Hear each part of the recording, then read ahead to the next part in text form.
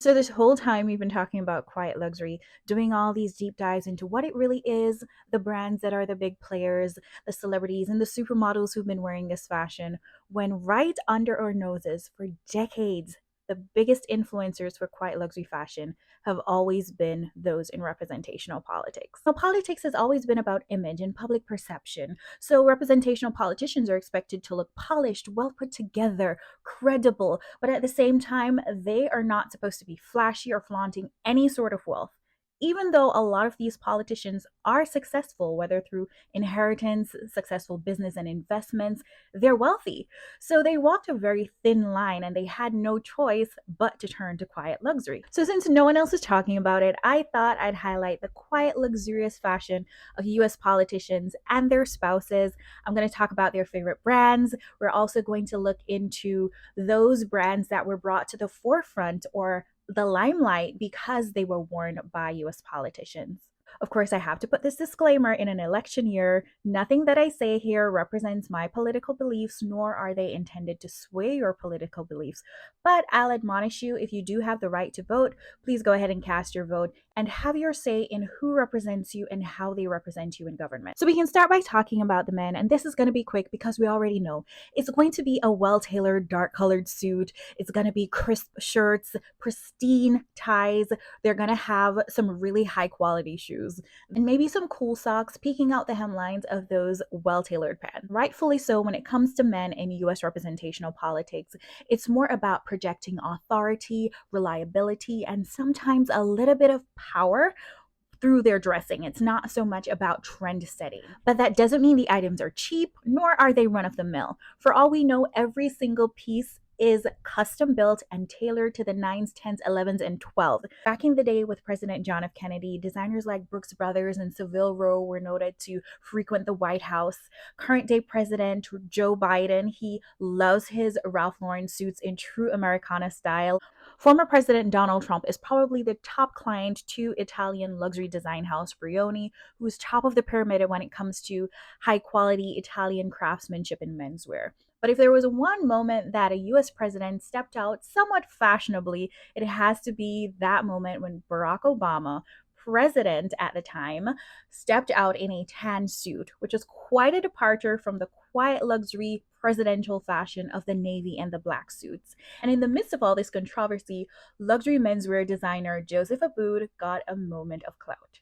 Of course, I know you're here to hear about women's fashion, so we'll start by talking about Jackie Kennedy, who was considered to be the most fashionable first lady. Now, I think this happened because in the 1960s, she was the first to really step out of that traditional conservative style that first ladies were known for. Her style was very European inspired, and at that time, all the high fashion, all the couture was really kicking up storm in Europe. Women were wearing tailored suits, prominent pearls, chic glasses, and she was definitely seen stepping out in that type of style. A lot of her favorite designers were French designers like Oleg Cassini, as well as she loved a good Givenchy piece. Now, if the argument continues as to who is the most fashionable first lady, I would honestly have to say in recent times that title goes to Melania Trump.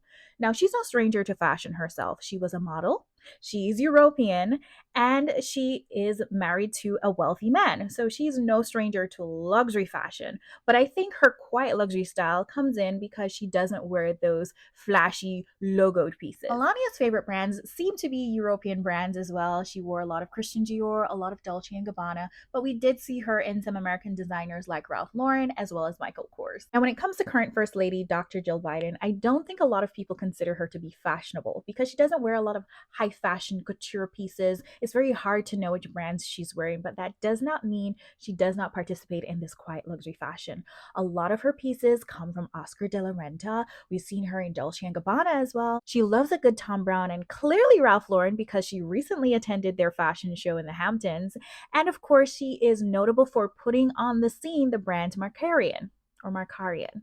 Forgive me, but they're an amazing brand. Now, former First Lady Michelle Obama is definitely noted for her fashion in and out of the White House. When it comes to fashion, she was definitely a true champion for inclusion and diversity. She put on a lot of smaller, more up-and-coming, emerging fashion designers. She loved a good Sergio Hudson, Brandon Maxwell.